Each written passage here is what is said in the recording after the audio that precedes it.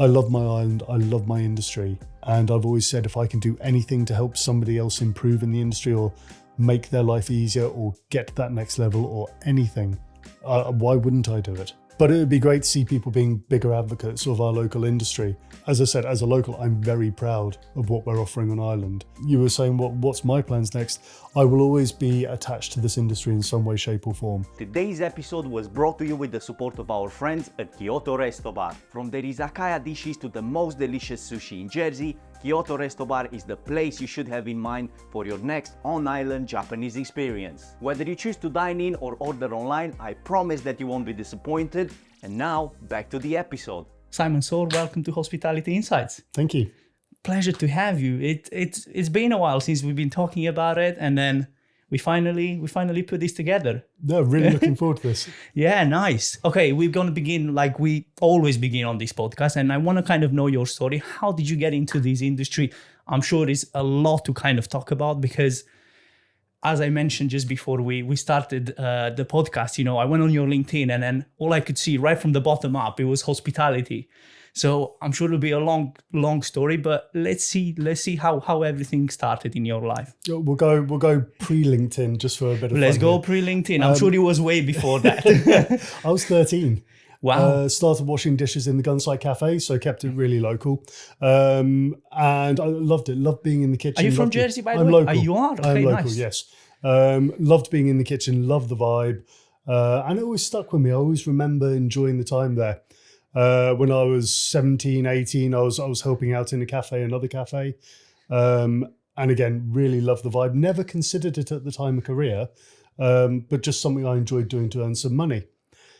And then trying to decide coming out of school, what do I do? Where do I go? What's the big plan? And couldn't make up my mind if I wanted to go to university or not. So jumped on a plane and went to Australia, which is what you do. And it was going to be a bit of time traveling. I'd already spent the previous season in Ibiza. I used to work in water sports for years, which was great fun. So did that out in Ibiza. Got lost after, ended up in Australia as a good 19-year-old, spent all my money, needed to earn some, and fell into a kitchen. I thought, why not? I'll give this a go. Within a week, I'd signed up to the local hospitality college, moved onto a student visa, and trained as a chef over there, which was incredible. Their love for fresh produce, the different styles of cuisine over there, that really got me to fall in love with the industry. Fast forward, I moved back to Jersey, spent some time here, moved into UK as well, and continued in kitchens. I did, I think, about 4 years in kitchens, and then, as happens, I ended up working under a chef, which wasn't a great example of good leadership in a kitchen. Yeah. We've all been through those experiences. yeah, and I fell out of love for cooking. It was a tough environment, and we know they exist in the industry. So I was helping out at a friend's venue, which was a fantastic little bar.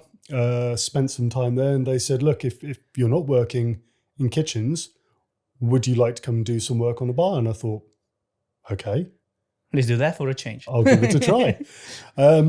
And started, and very, very quickly, they showed me about cocktails. And this was a new world. I'd never experienced cocktails properly before. I used to like a beer and a shot of tequila, and that was about it. And suddenly realized we were playing with flavor, just with a different medium. Yeah. So it was like cooking, but in a glass. Exactly. So I changed my ingredients. I went from, playing in a kitchen with your foods to playing with incredible, and we were still using foods with fruits and everything else, and suddenly playing with these beautiful flavors coming through. And I for the second time in my career, I fell in love with what I was doing. I was very fortunate. I ended up working in a place called Above Audio in Brighton. I was the head bartender when it passed its 3rd birthday. We had 13 national awards. We competed regularly. It was one so you of the done best. it at a pretty high level. It wasn't just like, oh, let's just do it. No, we were really top of the game at the time, and it was incredible. I was really proud to work with the team I did there. And I do think, and sort of in hindsight, the best parts of hospitality are the teams you work with. Yeah. and it's the people you get to enjoy that time with. And I'll touch back on that in a bit. But yeah, so moved into bartending. Got very, very good at what I was doing then. Ended up deciding I wanted to come back to Jersey because it's a beautiful place. So I moved back here. I jumped into a kitchen for a couple of months just to settle myself back in, and then got pulled back to bars again, which was where I'm always happy. Continued to run events in the background. I've had my own events and training business for 15, 16 years. So did that in the background, but at the same time, opened a number of places, ran a number of places. I was involved with Wildfire when it opened, with Tangies. I was at the Grand Hotel when it got its 5th star, and a number of other venues through it. Really enjoyed my time there. And then I had Liberation Group ask me if I'd go over to Guernsey to help them with a purchase of a cocktail bar. So I went over there and helped the initial stages of that. Did that for a period, and that had its challenges. Most of all because I was in Guernsey, but apart from that, it was a lovely place. Yeah. Following that, I ended up coming back to Jersey. I was offered a job at a company called JJ Le Sueur, where I looked after a very large drinks portfolio for about 5 years, and I loved what I did there. Brilliant job. I got to train, I got to teach people about drinks, I got to promote some great drinks as well. And that carried on for 5 years. And then my wife got pregnant and my son was coming up, and we thought, do you know what? We need to look at, if my wife's going to be off for a while, how can we afford to live without? Priorities have changed, I guess. Yeah. Yeah. And I had the opportunity to help Dave Parrish open Sheffins, which was a great experience. So I did that when with he was him. in St. Albans, or when he was The new one. The new one. Oh, yeah. So I did that with him. We opened that one up. And then I helped Mark Jordan and Jonathan Ruff open up Cow and Lobster. And then I was exhausted. And it was big. 2 openings in a year is a lot to deal with. And I was chatting with my wife one night, and the job at JHA came up. And it was the manager's role at the time. And my wife said, why don't you go for it? I thought, that's something a bit different. Do I feel this is right? And I had a chat with an industry friend of mine who was running a wholesaler at the time, and she said, do it. This would be a really good opportunity for you. So stepped completely out of my comfort zone and applied for the job. Ended up getting the job, and the start of 2018 took on the role as association manager for the Jersey Hospitality Association. And that was the start of sort of the next chapter of the career. From there, within 9 months, they made me the CEO. We had an interesting first couple of years. We brought the association back into a positive position with finances. We saw our membership go from just over 100 to over 230. It was a really positive time. And for me, the best thing was being able to interact with so many different businesses on a daily basis and support them in how they were operating. So I had a really good start with that, really enjoyed it. And just as things were really starting to hit a great peak, around about March 2020, we had this little thing happen. Yeah. Yeah. Yeah, the craziness. Yeah, and that started one of the hardest times of my life. So obviously I was heading up the industry. None of us knew what we were doing. Oh yeah, I think authorities, nobody. I mean, it was all over the place. I agree. Yeah, so and probably in Jersey, in certain areas, probably be more all over the place than others. But we were also very fortunate in that we were dealing with the local government, and it was very individualized. In UK, you had to hope that people like UK Hospitality and the big boys were able to get your message across. Over here, I was speaking every day with the ministers. I would start my day about 6 a.m. It would go until about 10 at night, Monday to Friday. I tried to do a few less hours Saturday and Sunday. yeah, So maybe only 8 till 6 or 8 till 7, so it wasn't too bad. But it was intense. But it also gave me the opportunity to look at being creative. And we got to work with some of the members on, how do you diversify your portfolio? How do you look at what opportunities you have? Where can you change things? What can you do to make this work? Some things worked, some things didn't.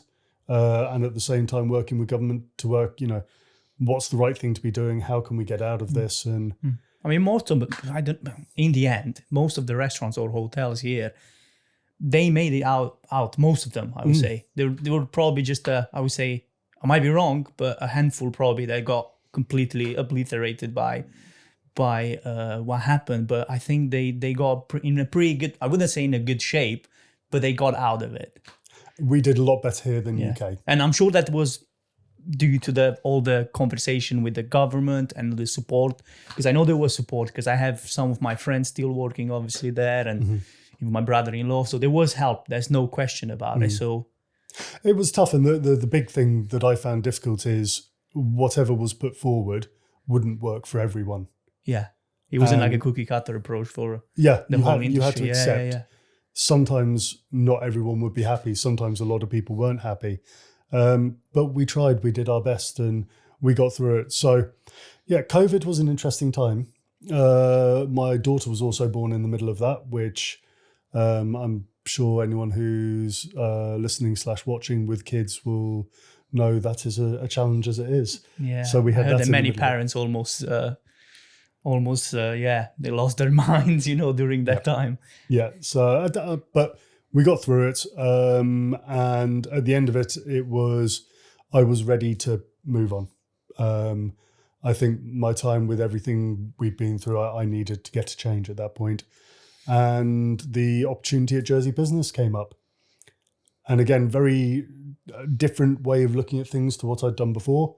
I had the opportunity to look, instead of almost a business to business level, it was stepping above and looking strategically at what are the underlying policies or challenges that we can try and mitigate. How can we look further to the future? Which ways can we look at things like productivity, where we're going to change, what trends are going to be coming in, how can we help venues become more efficient in what they're doing?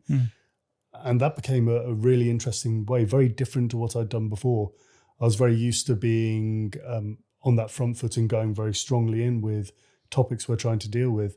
And suddenly it became about working with businesses, with government, with bodies, and trying to find solutions within everything for everyone to work more efficiently. But I know, it's not a secret, you're on a way out from Jersey Businesses, but what was your role specifically? Were you directly with hospitality and that's it, or were you involved with other sectors too? So I was head of hospitality and tourism, but given the nature of the way we worked, I did some work with private care as well, but predominantly hospitality and tourism. That was my reason to be there. Jersey Business have a fantastic advisory team who work across all sectors. But I was specifically looking at the sort of strategic challenges for hospitality and tourism there. So what are there things that are overlapping with the Jersey Hospitality Association? Do you work quite closely with them, in order to achieve certain things? Is that how it works? Because I can see that, you kind of need that communication, because you in a way, you're both focusing on the good for hospitality. So Marcus and Anna I speak to on a very regular basis. I get to enjoy some lovely phone calls with Marcus, which is good because, we're both very passionate for an industry we've spent our lives in. There's overlap, but it's more wherever the problem is, we come at it from two different angles, and that gives a better ability to navigate those problems and find the solutions. I was saying the other day to someone, we're very fortunate now. We've got Olivia in government who's looking after the industry as well and doing a fantastic job. We've got both Marcus and Anna stepping into those roles, really focusing on the challenges as well now. And as you were saying, up until recently, myself with Jersey Business.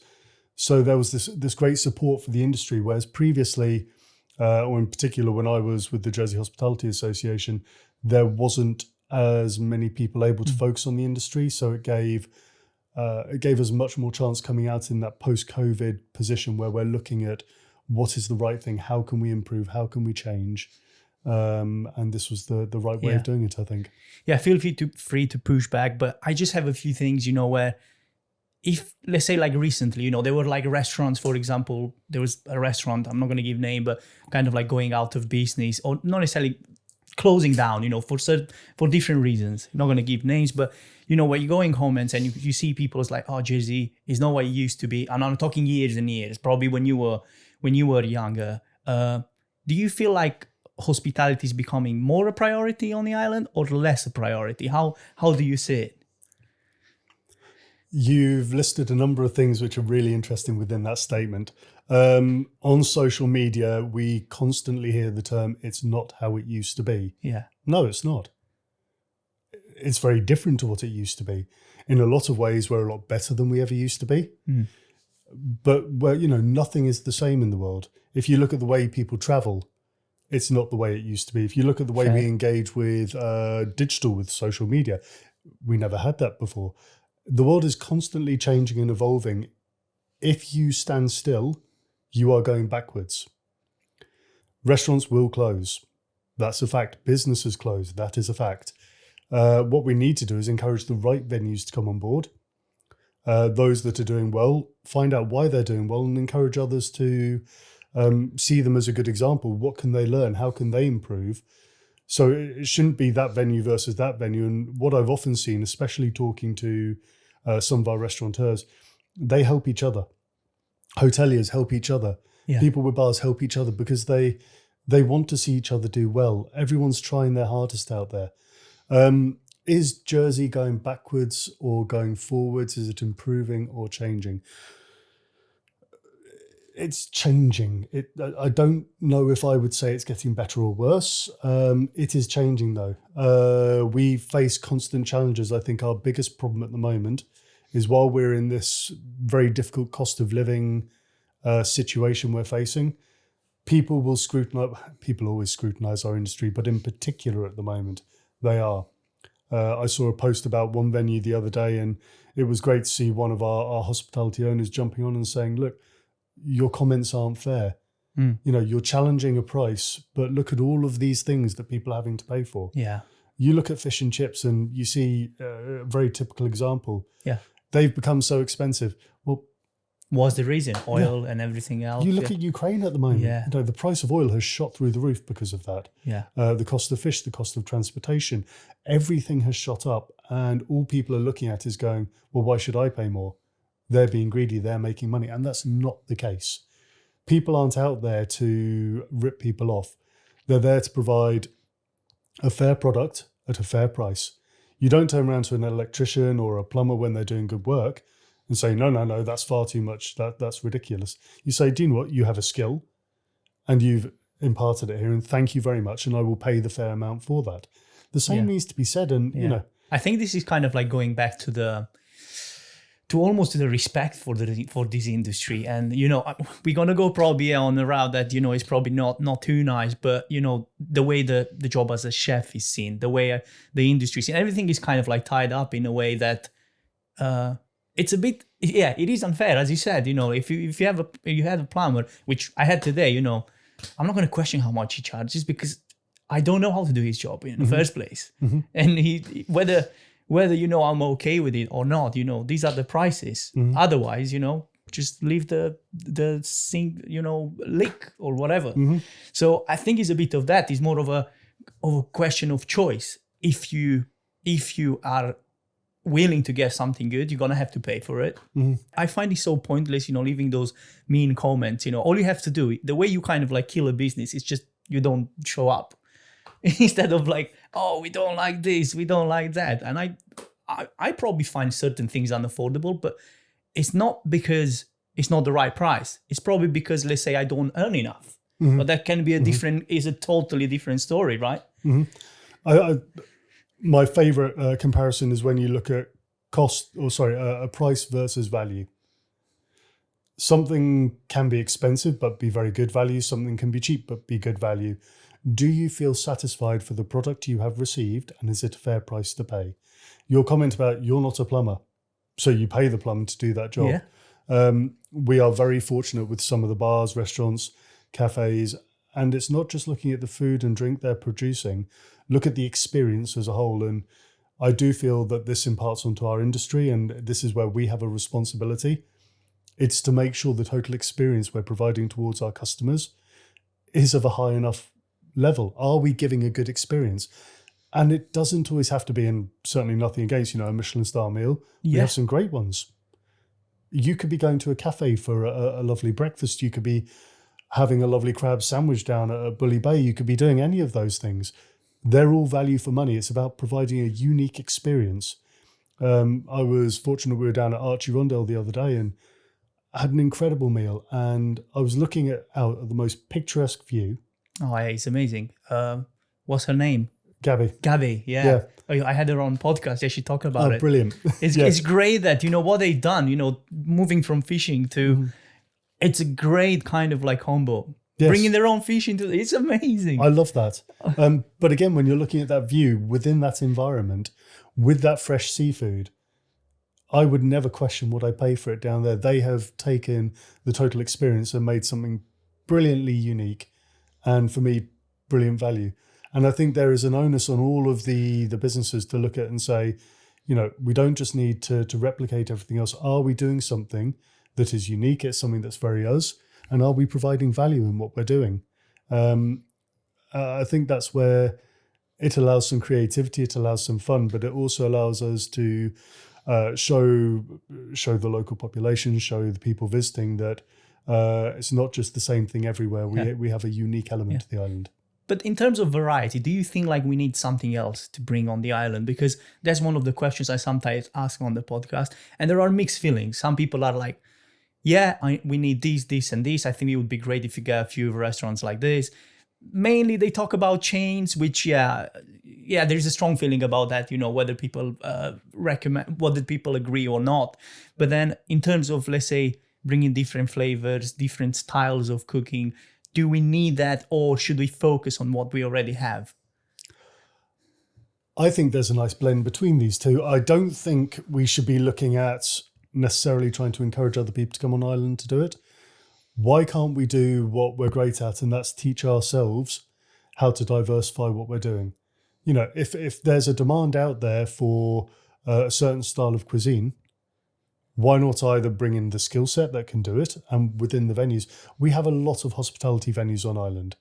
For an island of this size, we are very blessed with the amount of venues we have.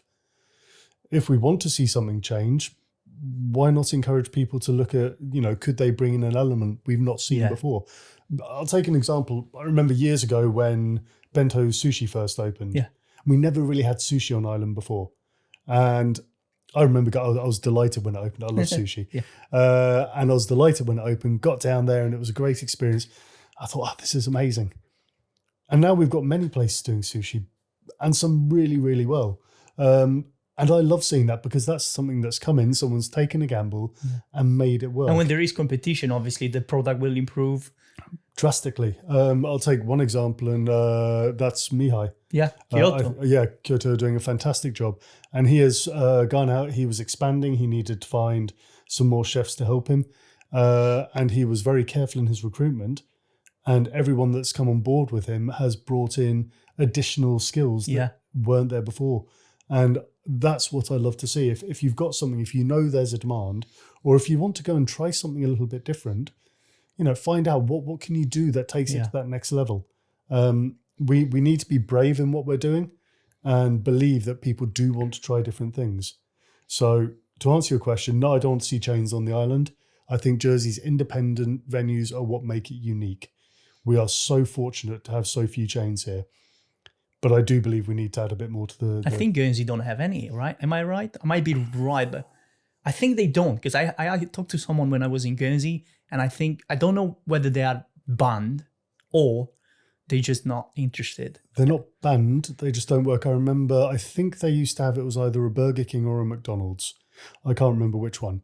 And I was told about it when I spent time over there. Yeah. And they said it led the company in two ways. One was the venue that made the least money, and two was it was the cleanest. So that was its two accolades within the group. But it didn't work. Because it wasn't making money, it was quiet. So that's all they were doing was cleaning. Yeah, yeah, it was easy to maintain from that point of view. So then it's not a choice. It's not the government, the Guernsey government. Basically, we're not going to go now talk about Guernsey too much, but I guess it's more the brand option choice that they're not interested, I guess. No, they weren't pushing towards it. Now Guernsey, I love the restaurants in Guernsey. Some of my favourite restaurants are over there, and I'm quite happy to say that. I love visiting it. I've got some very good friends in the industry over there, and I do think they really push ahead with some of their venues. They push a bit more towards local. That's how I see it. I might be wrong. I've not been there thousands of times, so whenever I go with work. I don't have the time to spend that much in restaurants, but I feel like they are also. I might be getting a lot of heat for this. They are a bit prouder, for their restaurants and the local stuff. Although it's a smaller island, probably that being a bit smaller, they can concentrate their focus a bit more on. I would flip that. I don't think they're focusing necessarily towards locals. I think the locals are prouder of them. Yeah. The locals support them more. Fair. And I think if you've got that local mentality to support the industry, that's where the strength comes through. We have some venues over here, and sadly most of them aren't here. I would hate to see somebody try and badmouth the drive-in barbecue on Facebook. They'd be lynched in half a heartbeat. There's that nostalgic view over what the place was. But it would be great to see people being bigger advocates of our local industry. As I said, as a local, I'm very proud of what we're offering on Ireland. I've got people, I am always looking at what they're going to be producing next. I love following what they do on Facebook because they talk very proudly about the food they were cooking. I think we need to continue to try and not only champion our island, but encourage locals to support us as well. You know what I see, whenever someone, let's say one of the groups, we've got a few here, they're not many, we all know them. Someone posts, there is quite a bit of heat as well towards these.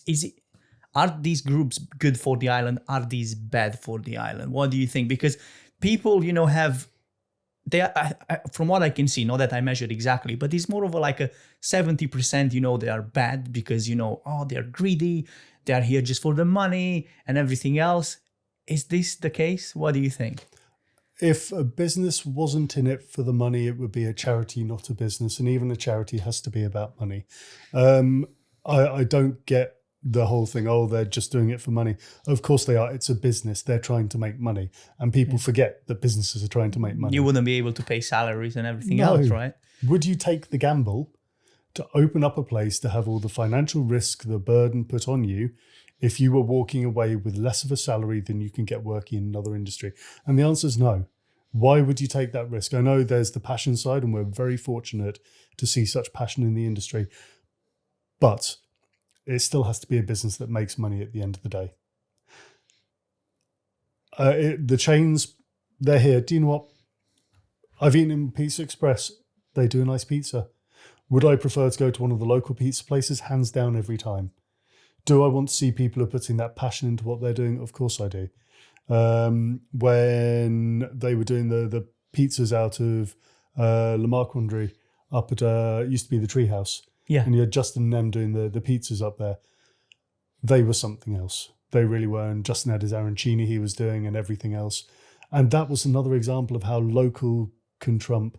We have a takeaway pizza chain over here, which is not local. And it saddens me that people think that is the epitome of getting a takeaway pizza. Yeah, I know the feeling. Yeah. It's crazy how the standards sometimes can go so low. And it's not for a crazy good price as well. Mm-hmm. Because that's what kind of I'm like, okay, at least if it was, let's say, £5, I get it, but it's not. No. It is not. Only if you get offer after offer and everything else, it's always a trick, But yeah, it's weird. It's really weird. And you're right, because the feelings are so kind of divided, so people will kind of hate, let's say, a few of the groups here, but they will be okay with that crab pizza, Mm-hmm. And I don't get it sometimes. It's a really weird feeling, when you see people so divided from this point of view. Yeah, it's one thing that frustrates me. if I had a choice between, take me down to Portlet, sit on the beach any day, Yeah. or go and see one of our good local takeaway places. And I think the same is said throughout. We have people on this island delivering an incredibly good level of food. Incredibly good. And I'm not just going to focus on food because there's the drink and everything else. Yeah, absolutely. But with things like takeaway, we are very blessed with what we have out there. And it's diverse. I mean, if you want proper Chinese, you've got some that aren't just your standard Chinese. You've got street food available. We've got some great Thais. We've got some superb Indians, great local cuisine. We're seeing the range is increasing constantly. But then how do you see it? Because, okay, we've got variety now. There's no question about it. Even if you want pizza, you have like probably 10 options. 8 of them might not be good, but that's always subjective. You know, what you like, I might not, and the other way around. But then when it comes to the restaurants now, and then the restaurants maybe like 15 years ago, what would you prefer? What do you prefer? Do you prefer what was served at the time? Was it better than now? How do you feel it? Are we talking food or experience? We're talking both, because I think hospitality is not just food. You know, you can get some really good food, the waiter is bad and, you know, it ruins it. Or you can have a bad drink, you know, and it still doesn't help. So I think it comes as an experience in the end. This is a really tough one to answer for me. And I think you have to look at where changes are taking place within the industry. I think we are seeing some of the skills being brought into kitchens at the moment. We never had them 10, 15 years ago. We're seeing a lot of new styles of cooking come in, a lot of new ways of things being done, flavors coming through. That is something we never had before. If we're talking generally over the whole island, I think and actually I'll step out of the island for this. If we look globally, we have seen a de-skilling within the industry. And I'm not talking about everyone, but in general, there's been a de-skilling. We had a shortage of chefs, and again, on a global basis. So people were being promoted before they were ready. And I remember when I was in kitchens, you know, to get to that next level, you had to learn everything within the level you were on. You had to be really good at what you were doing. But I'm aware of people out there who 3 years after starting as a KP are now a head chef in a place. Yeah. So that's basically, in a way, it didn't help with maintaining the quality, right? No. That's the problem. It's hard to find now. Probably now, from what I'm getting from you, it's harder to find places that are consistent, that are better probably than before, right? It's more difficult because you don't have the qualified people to maintain them. I think there is that risk, but I don't want to upset a lot of the people out there, because on the other side, those who are passionate within the industry are outstanding at the moment. And again, I try and follow a lot of them on social media. I watch what they're doing, because I think the great thing about social media is it's not just somebody going into the restaurant to enjoy it, that you can shout about what you're doing before people are there. But when we go back, you know, your typical brigades were everyone had been through college, everyone had trained up, everyone had worked their way up through what they were doing. And some of the execution was superb. It's run differently these days, and there are places where we see things are having to be more centralized with local groups, so people who've got more than one venue. Is one place writing the menus for everywhere, or are they cooking some things in batch in one place and shifting it around? And there's a lot of that which is about maintaining consistency. And I appreciate they're trying to maintain consistency, but if we want to look back, a lot of that stuff was always done in-house. I think a typical example is butchery. Again, going back to my time in kitchens, you bought in the whole joints and you took everything apart yourself and you did it all the prep yourself. Whereas now, it's long gone. Oh, you speak to the wholesaler, the steaks. I mean, when I started, 13 years ago in hospitality, wasn't there, to be fair. No. So I was in kitchens, when did I start in kitchens? Over 20 years ago. And, you buy your whole joints of meat, you trim them down, you portion them off. And now people are buying in the steaks, pre-trimmed, pre-cut to a certain size. And you think, yes, I get you have consistency, you've done it. But that's a skill that's been taken out of the kitchen. And I suppose part of me is almost nostalgic with it, saying we shouldn't be losing that. Yeah. But the other side says, if you are struggling to get the full brigade in, because again, nothing against venues, this is a global shortage we're facing within the industry. And I think that presents a challenge. Why is it a global shortage? What are we doing about it? You were saying before, it's difficult to attract chefs. We're trying. Wages have gone up more than they've ever gone up before.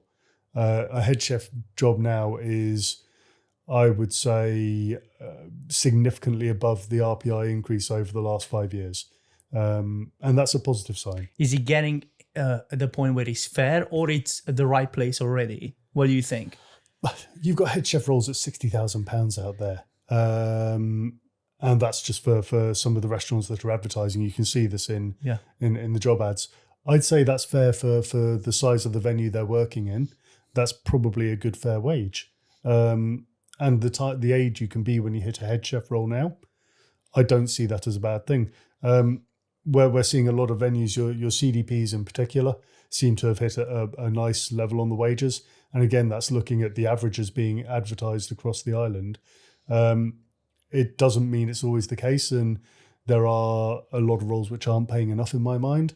But on the other side, there's a lot of very good employers out there who don't just look at the base wage. They look at the welfare of the staff. They look at the additional packages, whatever. Yeah, the total remuneration.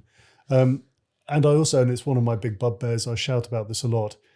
When we're talking remuneration for the industry, if somebody is living in, they are getting a very big benefit for it. Absolutely, yeah. Because accommodation is painfully expensive these days. So if people are offering that, we have to be aware that people living in have a very good high level of disposable income compared to those who aren't. And that's an island-wide problem which is being faced. But we've got a few years before that balances out. But do you think we are moving into a situation where only places that will have accommodation will survive? Because I can see that over the years, it kind of felt that way. I might be wrong, but you might have a better insight, but it kind of feels like that because Jersey is obviously having its own big issues. Being an island, it's just as much as you can build. You can't go crazy. So I guess Jersey, whether people want to hear it or not, Jersey's population is in decline. We have got more people leaving the island than coming into the island. I'm not counting people here on work permits because that's temporary. It is temporary. It's not a permanent feature. You look at the housing market, you look in particular at the rental market. There's a lot more there, which is providing evidence that we have an increase in the amount of vacant properties and a decline in our population. You pop onto any of the local buying and selling pages, and people are advertising leaving Jersey, all of this stuff for sale. And that's becoming a very frequent post to see. The impact that's having, it's not just me having a chat about accommodation. Yeah. The impact that's having is there are going to be more places available for local workers. And maybe more there'll be at a decent price that even hospitality can afford, right? Yeah. I do think we're getting to a position where venues are having to look at options to house their staff more, whereas previously it was you sort out your accommodation and this is where you work. I think the two are coming together a bit more. I think it's beneficial when you can provide the accommodation, but there's also risks associated for both the business and the person there, because if you leave the job, you're jobless and homeless. You're a bit trapped, with the accommodation. I always saw it with as a double-edged sword in a way. Yes. Yeah, depending on how... I guess depending on how dynamic is your career. I can see, for example, in your situation, trying to climb that ladder, from all the way from the bottom to where you got. If you were probably to live too much in staff accommodation, it would have been harder probably in certain situations. Yeah, I'd agree. I think I'm very fortunate I'm local. So I never had to look at registered accommodation, which carries a much higher cost. And I do think if Jersey wanted to look at anything, that the housing statuses should be addressed, because that's one of the biggest difficulties we have on this island for people who are looking to contribute to the island. We used our housing qualifications as a way of controlling population. When I put my neck out and say we don't really need to put controls there at the moment, the change in Brexit and the people's ability to stay in the island, and also what's going on with the cost of living at the moment is stopping people living in Jersey. We don't need to provide control over housing. I think if you ease that off, more people would be able to find their own accommodation. We wouldn't need to put pressures where they don't need to be, and it would allow people to be able to provide in a positive way towards the island. Those that are staying, I think the other thing to realise is those who are coming in on a work permit are a fantastic asset to the island, but their accommodation needs to be appropriate for them. They don't want to come in and have a one-bed flat they have to furnish for 9 months. They want a room ready to go, the facilities for themselves to enjoy it, a good rent, and to be able to enjoy the island. I mean, most of these guys, and I remember when I came here on the island, like many people, saying, "Oh, I'll be here for a bit," and then here I am, 11 years later. So it was different times back then. But as you said, you just want, and most of these people, because when you work in hospitality and you come, especially when you do it for like 9 months. What's the permit now? 9 months? 9 months. You can get longer ones, but 9 months predominantly. What do you think about, before like getting into something else, what do you think about the permits? Are they in the right set? Are they okay the way they are? Or should that be something to change as well? I'm sure if you get to speak to the JHA, the biggest bugbear, we've got the 9 months available. We have the 3-year option. There is also a 12-month rolling one. The only problem is you have to leave for the same amount of time you've been on island. So if you're here for 3 years, you've got to go for 3 years. And that, in my mind, is the only issue. Okay. It doesn't encourage people to go on that journey with the island. And if people want to stay and they want to put that sort of time in, we should be encouraging that. Apart from that, do you know what? If you look at the majority of businesses, 9 months works for seasonal businesses. For those who are looking for slightly more permanent staff, there are options. They just need tweaking a bit. And my hope is we could get them changed enough that they become beneficial. But how does it work? Because I don't really know. I mean, for people probably that it's not just hospitality people. The majority of them, they already know what's going on. And sorry for you guys, but for people that don't know, how does it work? What's the process? How do you do? Let's say I have a restaurant. Do I go to Jersey Hospitality Association, or do I go to you, to Jersey businesses, be like, look, can you help me here sorting out stuff from I don't know where? So you don't go to either. If you want, you need to do the recruitment, and that can be through a recruitment agency or direct.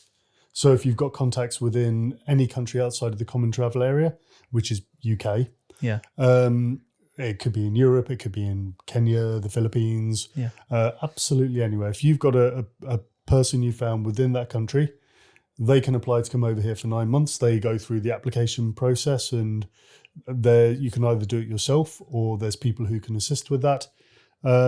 You get the permit done, and then they apply for a visa. They arrive on island, and they can stay for that 9 month period. They then have to go for 3 months. So that totals 12 months, and you can repeat the same cycle every year. Okay.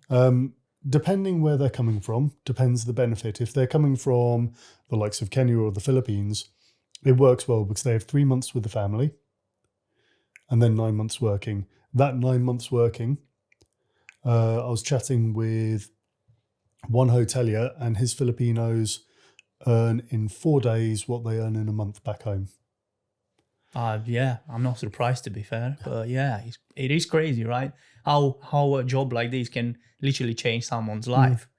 And we do take a lot of things for granted. And I keep saying this when I had the guys from Kyoto, and I'm like, we need more people like you. We genuinely do. I mean, I work with Mihai on certain things like social media management, videos, and whatever, and these guys, the way they are committed to their, and how proud they are, of what they're doing. And I talked to them, I was like, would you ever do something else? I was like, no, this is what I want to do. I want to be a chef. I'm a chef, and I'll continue being a chef. I'm like, wow, I can't say the same thing about myself. And I had a dream, when I was younger, then all I wanted, that was a short lived, obviously, but you can tell that these guys are passionate. They want to do good for them, for their families, and for the businesses that are here. And I think, why not encourage more people to come instead of like, okay, we have people that don't want to do the job.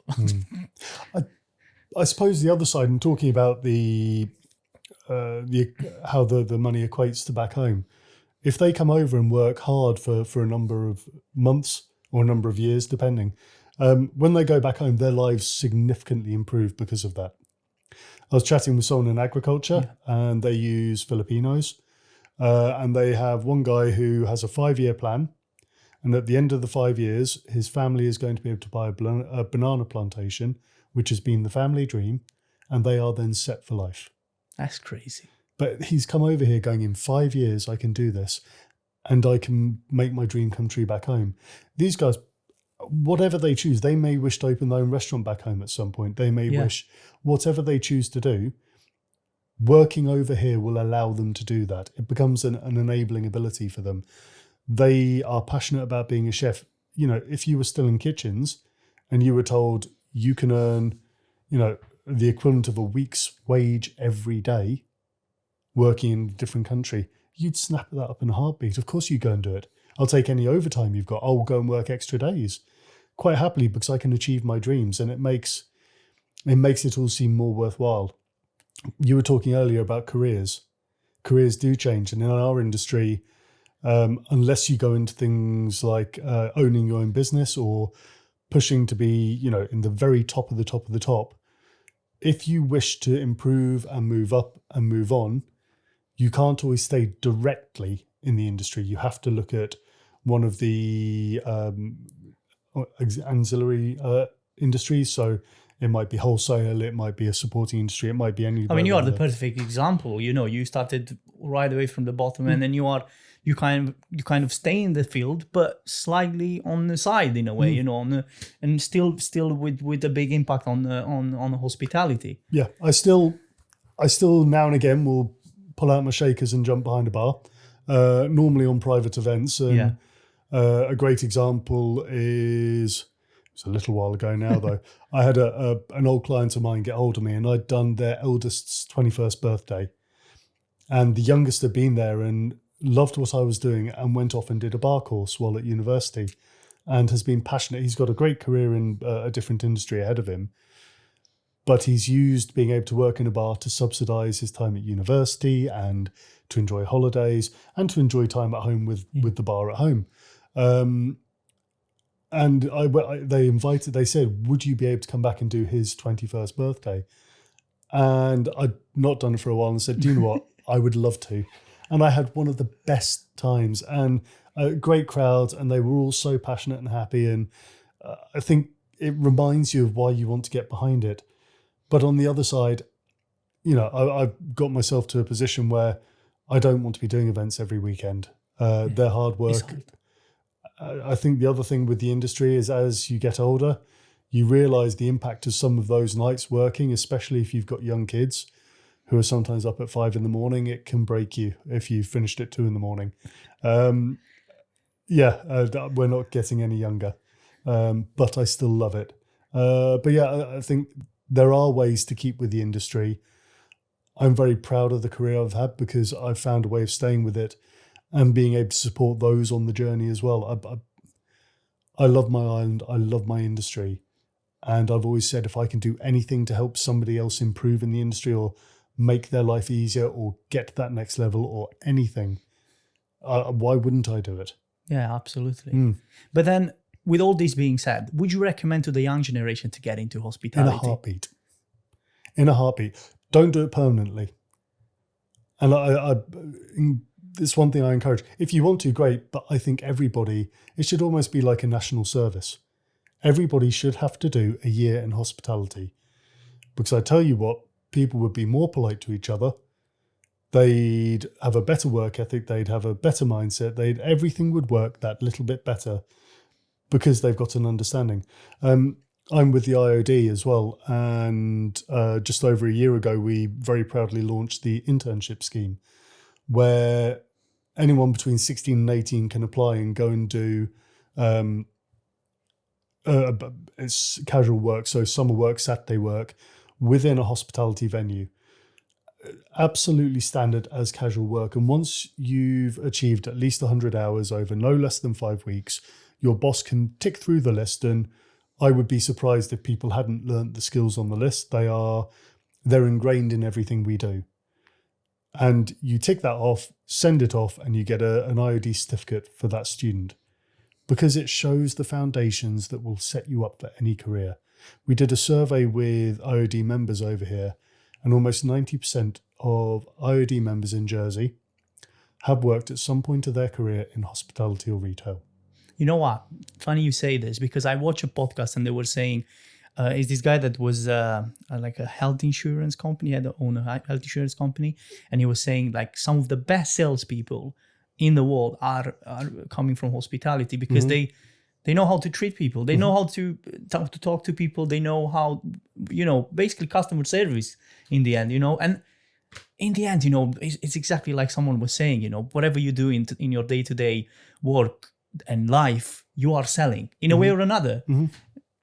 Selling with your children because you want to convince them to do whatever, with your wife because I don't know what, and it's crazy, if you think about it. You're not selling. You're providing them with a unique experience, which is something they'll enjoy. Yeah. It's not selling it. Yeah. You're just telling them what the right if thing you go for like is. Right deep into it, in a way, you're right, because that's what it is. Providing a service that someone needs it. And doing it well. Yes, yeah, exactly. So I think that's people forget the value of it. You look at things like conflict resolution. If you're in an office environment or you're dealing with a difficult customer, I mean, that's a standard Friday or Saturday night when someone's had too much to drink. And you put yourself in a setting where you've got it, and someone without the experience will become, it's a very difficult thing to deal with. For a lot of us, it's a case of, I've got this one. It's okay. The best example, in a way, is also even if you are in the kitchen, because you also always kind of have that.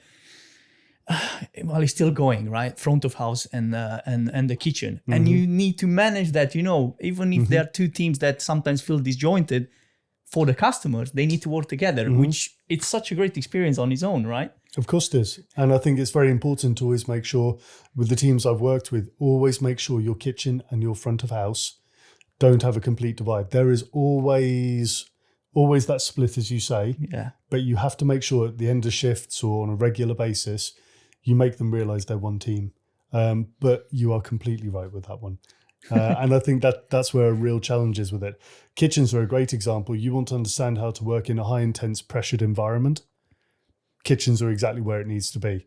When someone sat all the tables at 7 o'clock, they put through all the orders at the same time, and you're trying to fire that out and keep calm and make sure the food's good, and waiters are shouting at you to get the food out. So we've got this.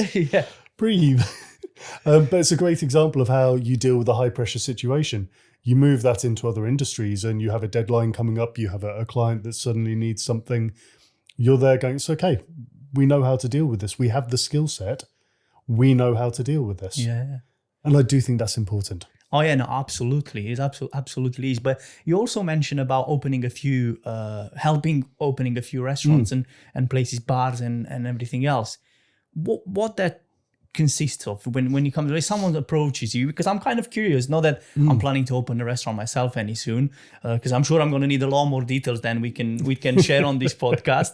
But then if someone comes to you, it's like, look, I've got an idea. I want to open, let's say, a steakhouse. What was the journey, in a few words, if you can present that to us? Okay, so I was quite fortunate. I was involved in a number of different ways, but either helping short term or as a consultant for a long time for venues opening. And it depends what level they wanted to engage me. On the highest level, it's everything from, Sean Rankin and I did one in Guernsey. And I mean, that was months of work went into that. But it was taking the concept, the idea. What does the client want? What do they want to achieve from what they're trying to set up? And then we'd look and you build it, and it's always remembering it's not your place. It's the client's place. So you have to make sure that you are providing, I say the client, the business owner, you have to make sure you are providing what they want to achieve out of it. Where do they want the bar? So you start with we'll take the bar for an example. What style of bar do you want? Do you want top-end cocktail? Do you want something which is a bit crafty, something a bit more mainstream, something a bit niche? Where do you want the focus to be? Tick those boxes, right. We slimline. We understand where we're going now. You move on, and it's just like having any conversation. You're trying to work out what they want exactly. I liken it a bit to if I've got somebody at a bar who wants cocktail, and they don't know what they want, you have that conversation. What spirits do you like? What flavors do you like? Is it long? Is it short? Is it sour? Is it sharp? Is it sweet? And you start to get an idea of where you think something might fit in, and you try them out with it and see how it is. And it's the same with when you're working with menus. And then once you understand the menus and you understand the price points, you work on things like your costings, you work out a spirit list, you work out drinks lists. I never did the design of the actual physical design of it. Yeah. I'd provide all the content, and somebody would, I'm not good with that side of it. I'll let somebody else deal with that. But I'd write the drinks list, the costings, all the bits behind that. I never normally did the food side. So we normally had chefs coming in and doing the food side, but working with them as well. So you compare the drinks with the food, right? Massively. I think Sheffins was a great example where we worked with all the different suppliers. All the wines had meals that they paired well with, and that would be a great opportunity to sell. We did a lot by the glass. Very, very good cocktail menu there. We had some great aperitifs, great digestifs. It was understanding about that journey, that experience. You don't just want a customer coming in going, oh, I'll just have a drink before. Well, why just before? And if you are having a drink before, is it doing the right thing? There's a lot of drinks you don't want to have before a meal because you think of the journey your palate's going on. You need to make sure, you don't start with an espresso martini. You want to be going for something a little bit more citrusy or a little bit fresher or a bit more bitter to get the palate going. And then at the end of the meal, yes, you can have a whiskey. Yes, you can have a brandy. Why not have a cocktail that is along that line, a Sazerac or a Manhattan or an old fashioned? And again, it's to close off the meal, to round off everything perfectly at the end. And for me, again, it's looking at the journey they want to go on. How do you design the experience for the customer through their journey? The client's told you what they want to provide. How do you make sure you can put that journey in place? And then finally, you get the staff, and obviously they'll have provided the staff, and you make sure that not only the staff are trained and they understand the drinks, they also understand what the client is trying to achieve with it.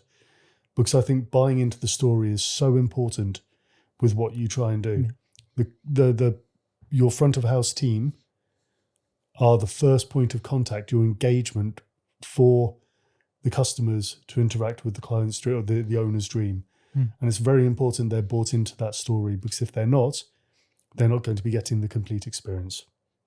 Yeah, but in terms of training, did you offer training as well, or was it not something that you also it was training? I've trained probably in excess of 1,000 bartenders in my time.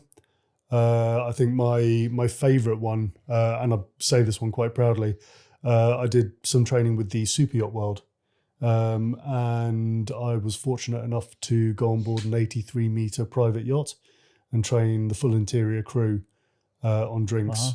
Wow. And the bit that still gets me is when I go and train over here, you look at the spirits they have behind the bar, and you'll see a lot of the normal mainstream brands, and it's good. The house tequila on this boat was £200 a bottle. It was the house tequila. The house tequila. It was one of the owner's favourite tequilas. So they had, I think, 144 bottles on board at any point at £200 a bottle. And you're looking at it going, okay, different environment, very different environment. But that was probably my favourite part of the training. I love training. For me, I've done big groups on basic serves. Yeah. I've done people on full cocktail courses. Yeah. I've done brand courses. I've done all sorts. And I think for me, I love imparting. If I've got information that I can share and allow somebody else to have that information, it's one of my favourite things to do. Have you ever thought about doing this in collaboration, or maybe you've done with Highlands, or it wasn't really? So I used to go and do lectures up the Highlands courses for years. Yeah. Whenever they did the drink side of the course up there, I'd go up and spend some time with them. I love the guys at Highlands. I really do. I think we are very fortunate to have the team we do up there. In particular, the chef instructors up there are outstanding. I've done like a part-time course, which was like once a week. But although I can't really say, because I was working at the time at Ormer, and it was a Michelin star place. I can't say that the techniques or anything like I can't say that I learned that part, but it was very, very useful in terms of like allergies, in terms of like cleanliness, all the things that probably I had no idea they even existed till that point. And I'm talking usually is the admin part and the behind the scenes part that, that usually don't really kind of like pay attention that much, which you really should. And it kind of is an eye opener when you go through these courses. There's a difference between a cook and a chef. Fair point. A cook can do the dish. A chef understands everything around it. They understand, you understand you have to cost that meal. You understand your wastage is important. Cleanliness, allergens, all of that becomes the rounded package.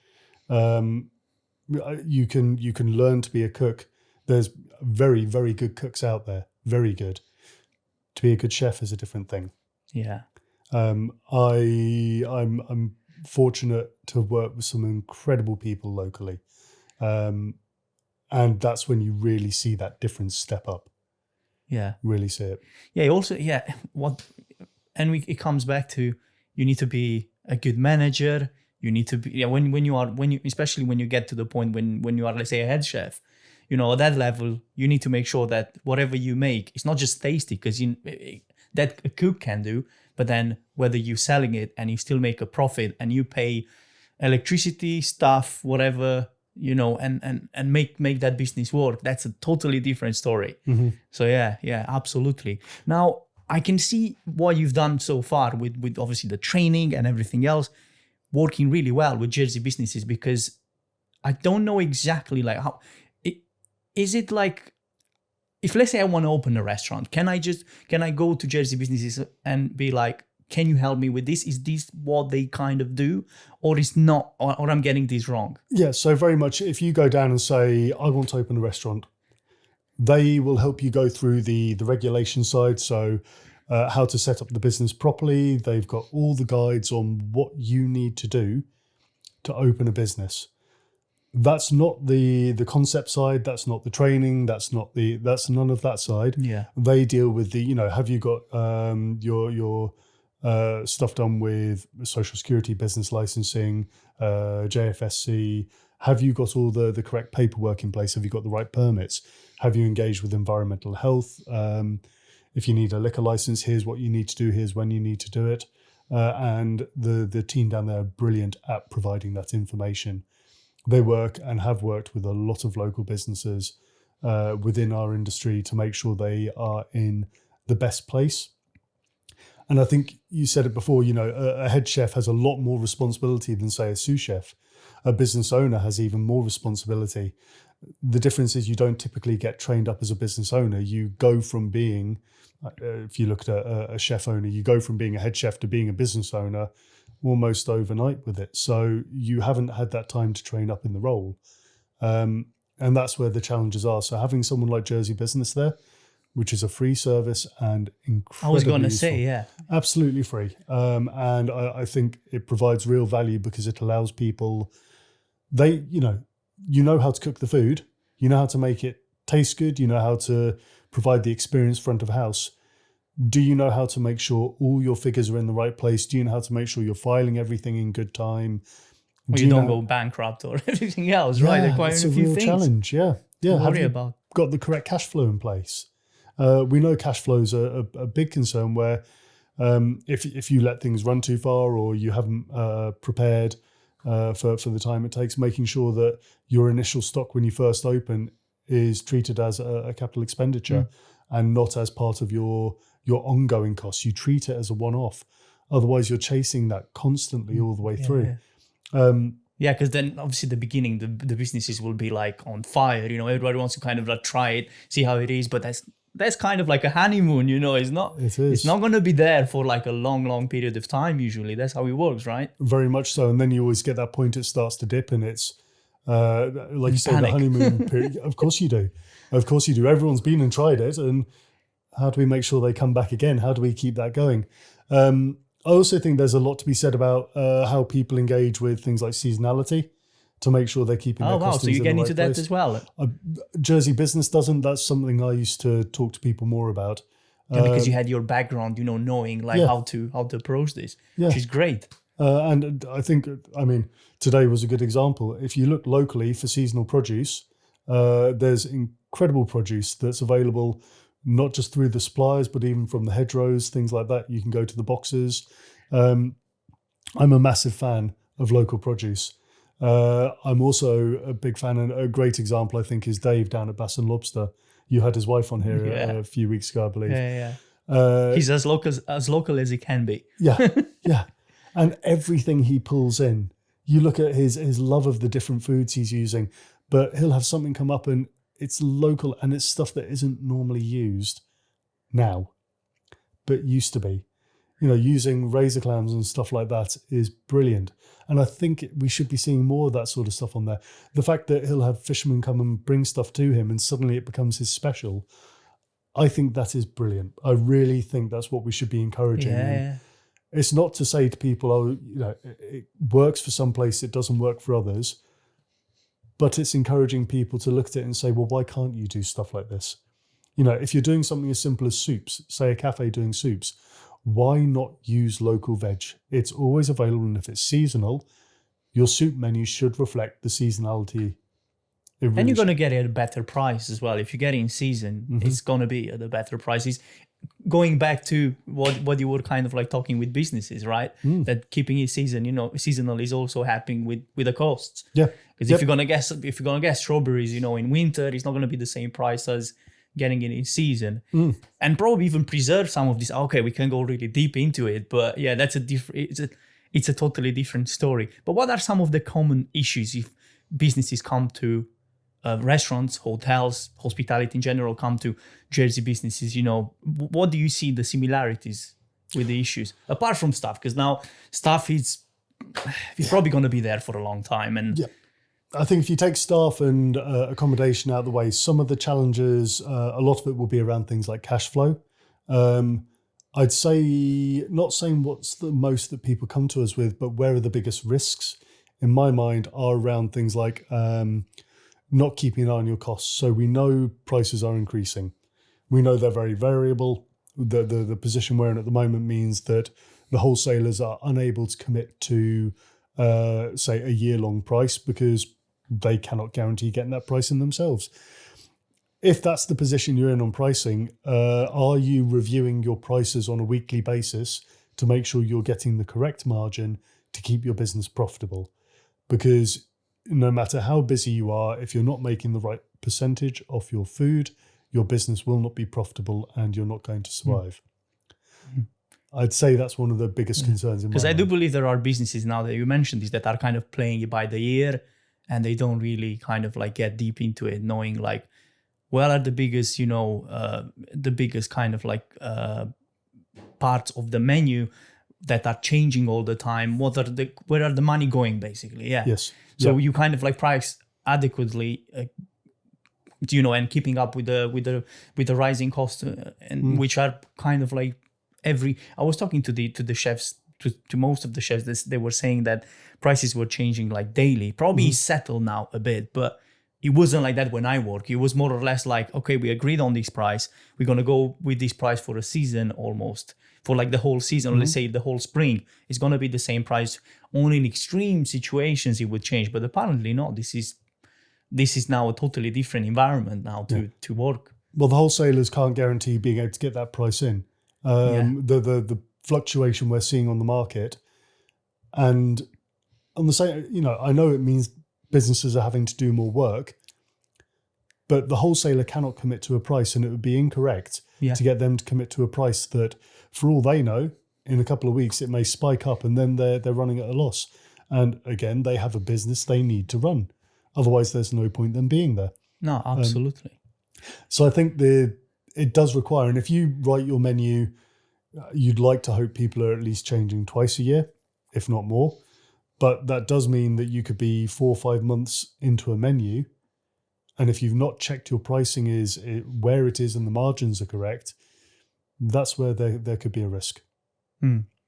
Okay, but then, you know what I'm interested in? With all this knowledge, because you got a lot, like just literally there are many things, although that I work in hospitality myself, there were quite a few new things that I learned today. Have Have you ever considered opening your own place, or you already had your own place? What was the situation there? I've come close to it. I've come close to it many times. At one point, I was very much debating whether it was time to open my own place. And the last time we were looking at it, my wife and I were looking at a small guest house / we were going to make it to a very small boutique hotel sort of thing with food. Nice. And I had an offer put on the table in front of me to go and do something else. My son was 6 months, I think, at the time. And I looked at it going, while I love the opportunity of going to do it myself, there was stability for my son I didn't want to risk. And at the time, that's why I said no. Have I thought about it since? Yeah. Is there a possibility in the future? There's always a possibility. Anything in life is possible. But the question is, what would that be? There's a number of styles of venue I'd love. I'd love to have a hotel one day. Whether that's ever going to come to fruition is a different matter. There's a couple of things coming up in my future shortly. And I was going to say, what can you share with us in terms of the plans, in the long term, medium, short, whatever? What you can you tell us? Because obviously you're going out from Jersey businesses. It's not long. How many? Got like months, weeks? I've got a couple of months left there. A couple of months. Yeah. I finish in 2 months' time. I've got something coming up, and I'm hoping in those 2 months I'm able to share it. I'm just finalising it at the moment, and if it all does come through as I'm expecting to, I'm really looking forward to talking about it. Is it hospitality related? It's always hospitality related. Okay, that's the only thing I kind of wanted for people to know. So it is hospitality related, yeah. I mean, you've been in hospitality for that long. It would be crazy to be something else, right? It's in my there's a lot of stuff I love which could almost be brought out of hospitality now, and it's where principles of what I'm doing can be repeated and replicated. We talked about this before, and you look at some of the career paths that some very successful people in our industry have been through. I think in my mind, one of the best things to do is look to the wholesalers, look at the people leading our wholesales out there and the careers they've been on. I'm sure, no doubt, at some point, some of them are going to be sat where I am now. But you're talking about people who got to the top that they could in the industry directly, and then now supported and have moved their career up indirectly with the industry, but still linked. Because they are, in my mind, and again, when I was at the JHA, we shouted about this, they are part of the industry. Oh, absolutely. Yeah. And that's why I want to get more of the, well, I only had Gabi, which she's a supplier. She's not really, It's a smaller side of the industry, but still really important. And I wish I can get some of the guys, talk about this. Because without them, it wouldn't happen. It just wouldn't happen. No. And I think we're really fortunate to see how people have changed. You look at examples. You've got Ross, who's at Fox. I mean, the number of venues he's worked in and built himself up and done extremely well and got to the, he's now stepped out of directly and working indirectly, but again, with his experience, can support through his job with what he's doing. Slightly different, you look at Jamie up at Fungi.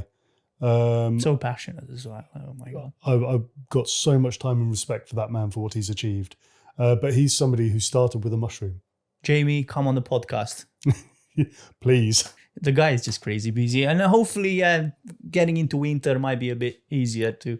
Hopefully. Yeah. Or January probably. It might be a bit time, because getting into winter doesn't help, because Christmas parties, Tanner Fest and everything else. But it's a great example of people out there who are... nobody would question, we use Jamie as an example, nobody would question he's part of this industry. His knowledge, his understanding, his passion, his all of that, he is so deeply rooted into the industry. I think we have to be very conscious that we don't just consider hospitality to be bars, restaurants, hotels, cafes, etc. We have the event sector, we have the wholesalers, we have all of these entertainment, whatever it can be. It's so and it's kind of unfortunate, but I will get there, because that's the whole point. Getting a broad kind of a broad understanding for even people from outside of hospitality of what this actually means, and getting people not just from kitchen, not just from hotels. No, and as you said, I really wish like I'm gonna get these people one day, on the podcast, because I'm so interested. I don't really know their stories. It'll be so amazing. You look at people like Brian Smith, who has just closed Soar. He's got the Blind Pig. He's got Al Fresco. He had Rojo's when number 10. We've got a new restaurant there now. It was number 10. We've got people who they've been part of the local scene for so long, and they've become such an integral part of what we do here. You look at the people who champion our industry throughout. You look at the Salty Dogs just celebrated another milestone.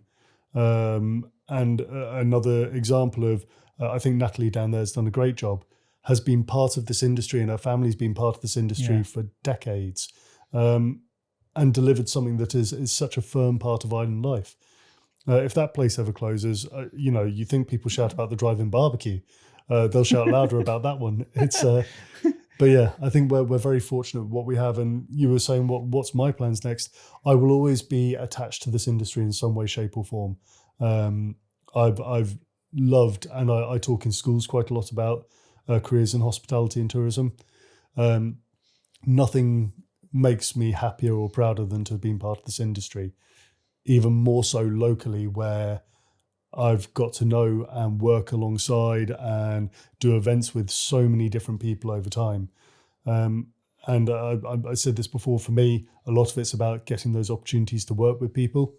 Doing events, I'm very fortunate to have spent the event working alongside a number of individuals. And that for me, that's what springs through in my mind is those experiences.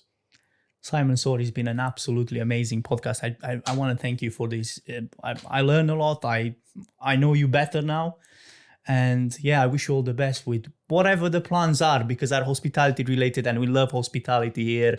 So yeah, all the best till next time, because I'm sure I'm going to get you back at some point, because it's been a great conversation and you've got all the words with you. Makes it easier because I don't have to talk much, because I'm not really good at it, but you done the job for me. So that's absolutely amazing. Thank you so much. Absolute pleasure. Thank you.